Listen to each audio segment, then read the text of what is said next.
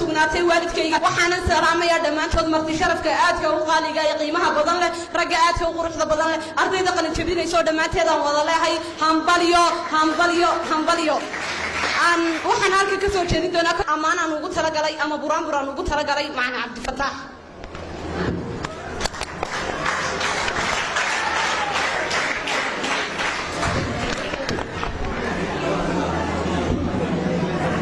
ay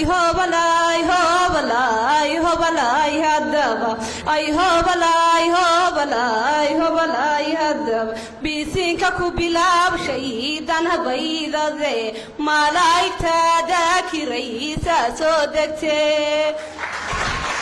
bisinka waa lagu baxaa wana lagu boqdaa bisinka waa lagu baxaa wana lagu boqdaa aqalka waa lagu galaa ubadka lagu dhalaa wax la barto bisin lahayn baraka yeelan waa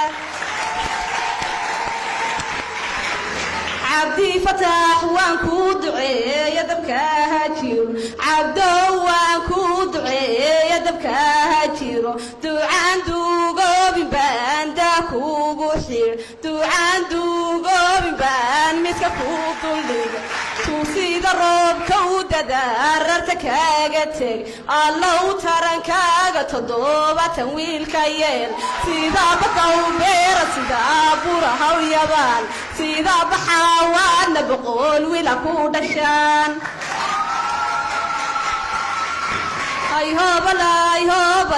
ay hobalay had Cabdifataax markuu sii jeesto gamciisa jeedalka cabdow markaa sii jeedsato gamcahaaga jeedalka markuu sii jeedo wajigiisa johorada ilbaan uga yaabayo ayadan akhriyay ay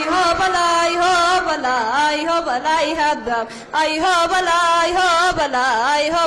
had cabdow waxaad ku dhaadataa waxaw dhaladkaawi niimaanka dhaadheera dhuuntada laga cabsado niimaanka geelooga gaashanka lagu horwo